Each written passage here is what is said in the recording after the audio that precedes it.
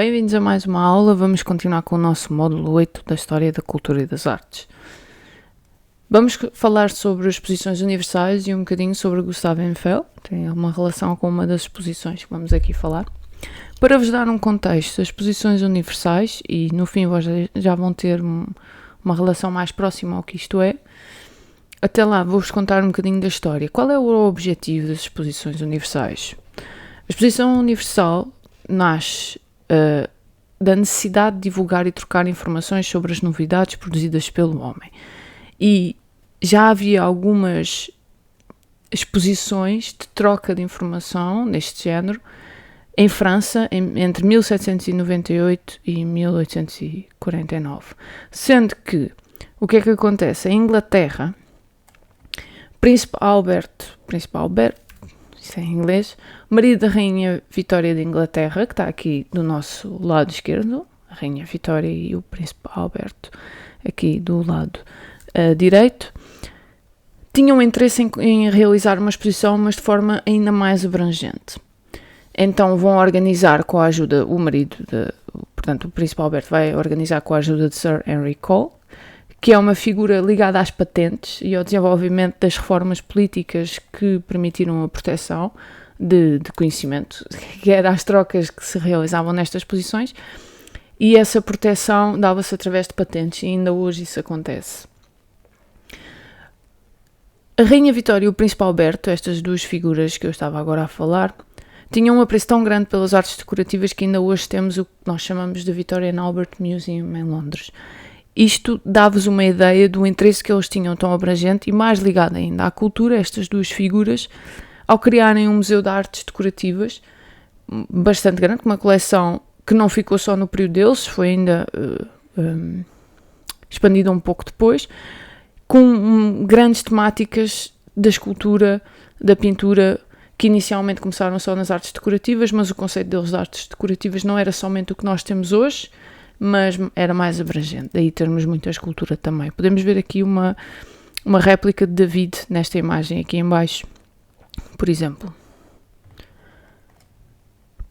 Portanto, onde é que era localizada esta exposição? E a primeira que nós vamos falar é de 1851, organizada então pelo Príncipe Alberto com o Sir Henry Cole, em Londres, no Palácio de Cristal. Para vos dar um contexto, do lado esquerdo temos o mapa onde aparece aqui Portugal, Espanha, e em cima temos o Reino Unido, e nesta zona de Londres, quando aumentamos, temos o Palácio de Cristal aqui do lado direito, e para vos dar um contexto, temos aqui o centro de Londres com o British Museum, e o Palácio de Cristal fica aqui um pouco mais na periferia sul.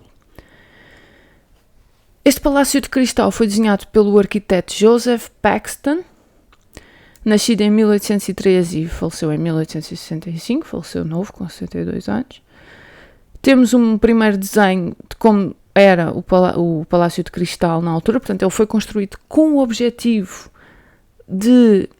desta exposição universal, portanto foi com o objetivo da exposição universal do Príncipe Alberto, que Joseph Paxton desenhou e construiu. Ele era jardineiro, depois tornou-se arquiteto e engenheiro, e fez este tipo de arquitetura de vidro, daí chamar-se Palácio de Cristal. E esta arquitetura ligada ao vidro vai surgir muito ao longo deste módulo. Temos aqui uma imagem do lado direito que é um restauro digital de cor de uma fotografia a preto e branco. Para vos dar um bocadinho da ideia deste Palácio de Cristal de Joseph Paxton, tem um filme de 1935 aqui, um ano antes de um incêndio, que já vamos ver mais à frente. Para vocês terem uma ideia de como seria o Palácio de Cristal, portanto um pequeno vídeo, não tem som, nesta altura não se gravava áudio, para terem uma ideia da escala, portanto estão a ver as pessoas e a dimensão deste Palácio de Cristal, do qual foi construído com o objetivo da Exposição Universal de Londres de 1851. Isso aqui é uma orquestra a tocar, portanto isto tinha vários espaços, tinha um jardim, ainda hoje tem. O palácio já não existe, mas está localizado onde era. Portanto, no ano seguinte, em 1936, o Palácio de Cristal de Joseph Paxton sofreu de um incêndio e ficou completamente destruído. Para também se compreender um bocadinho da magnitude da importância desta Exposição Universal de 1851, eu trago-vos algumas figuras importantes. Primeiro, Charles Darwin, o biólogo que estudou a evolução das espécies e a seleção natural, e a sua obra mais conhecida é a origem das espécies. Temos Karl Marx, um revolucionário socialista ligado ao entendimento da relação do trabalho com o capital, e daí temos a obra dele, O Capital. Temos Michael Faraday, que é uma figura muito interessante ligada à eletroquímica e outras questões de eletromagnetismo. Por exemplo, muito interessante, nós temos o Museu Faraday no Instituto Superior Técnico, vale a pena visitar. E ainda Charles Dickens, que é um romancista da Era Vitoriana. Era Vitoriana que se refere ao período da Rainha Vitória e vai mais ou menos de meados do século XIX até à sua morte. É o que nós chamamos de Era Vitoriana, referente a esta rainha. Tenho aqui alguns desenhos, gravuras de como seria a exposição. Não temos fotografias da época, não temos a fotografia. De como seria a magnitude, então, para terem uma ideia, de se olharem com alguma atenção a dimensão das pessoas face ao edifício. Isto é o edifício central, porque depois temos vários pavilhões como vamos ver à frente, de representantes de vários países, muito à semelhança do que houve em Portugal na Expo de 98, que era aí que eu queria chegar. Sei que para vocês já não vos diz nada, uma geração que já nasceu posterior a isso, mas é a Exposição Universal Contemporânea. Portanto, temos uma primeira em 1851, esta de Lisboa em 1998, com o Gil, a figura do Gil, e a outra era a Docas. E a última que se realizou foi a da Astana, no Cazaquistão, em 2017, e estava planeada também uma em 2020, mas foi adiada, será no final deste ano, 2021. Portanto, para vocês terem uma ideia de quantas exposições universais, a nossa primeira que temos vindo a falar, realizada pelo Príncipe Alberto e Sir Henry Cole, em 1851, e temos todas estas que já se realizaram. Portanto, estamos a falar de exposições que requerem muito dinheiro para serem montadas e organizadas e têm que compensar. Portanto, temos aqui em 98 Lisboa e temos a de Astana, que foi a última que se realizou.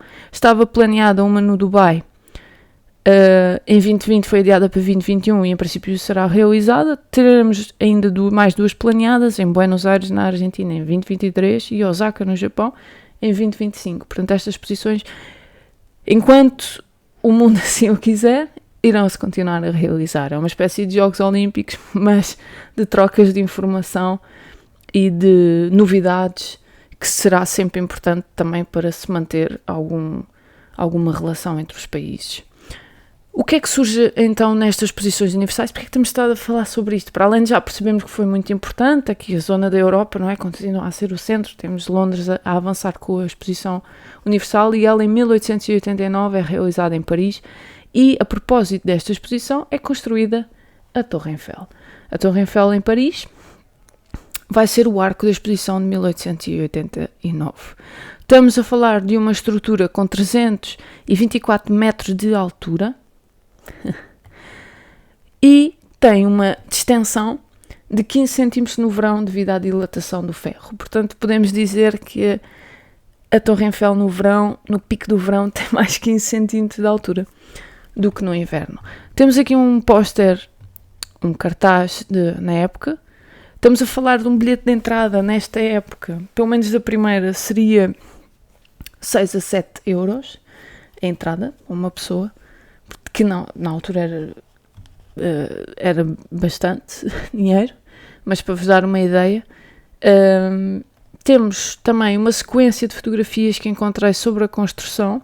Ela começou em 1887 e foi, estão a ver, a evolução da construção da Torre Eiffel, que inicialmente não era para ter ficado, mas como teve um grande apreço, deixaram-na ficar até aos dias de hoje.